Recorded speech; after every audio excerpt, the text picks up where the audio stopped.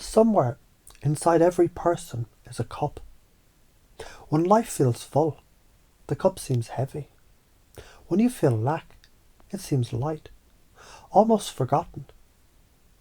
People spend years trying to fill it with noise, but the strange thing is, only the quiet refills it. You might remember a time you listened to wind through trees.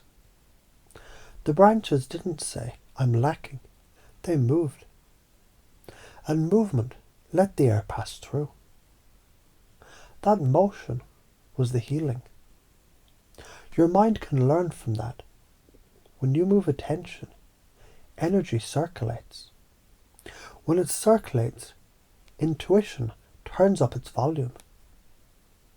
And if you think about the last time you trusted a hunch and it worked, you can notice how confidence felt in the body.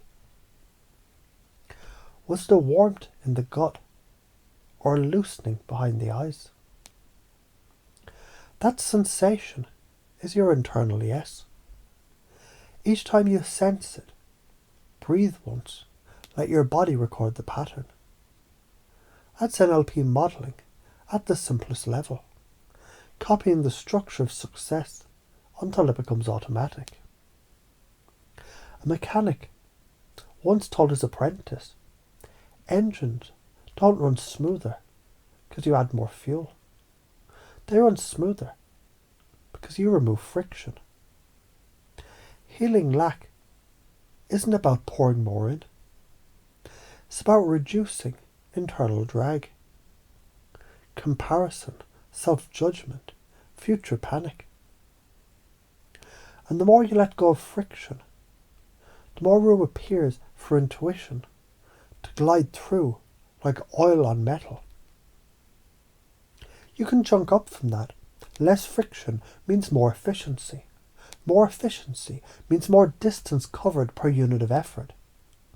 And that means you arrive at purpose faster.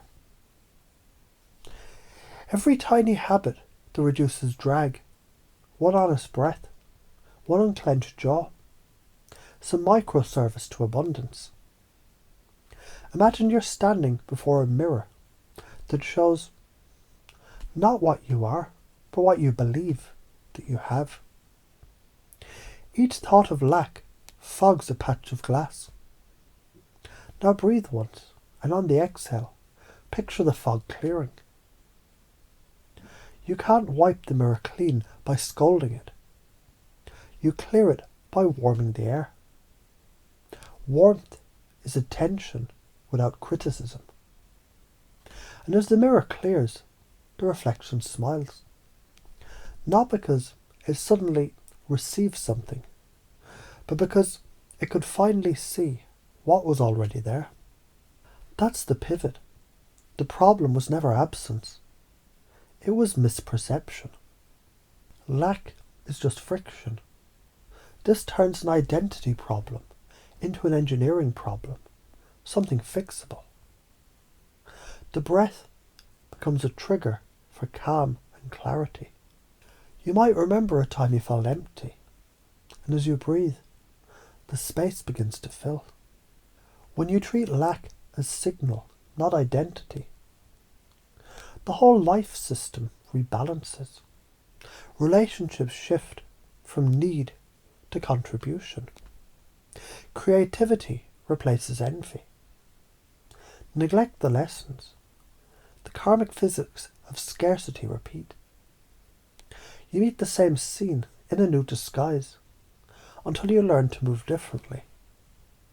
So ask yourself, as the mechanic might, do I want to add more noise or remove friction?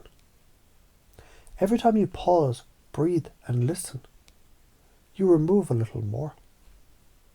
And perhaps without trying, you notice decisions become lighter, synchronicities more frequent, intuition sharper, because nothing jams the gears. Some call intuition a sixth sense.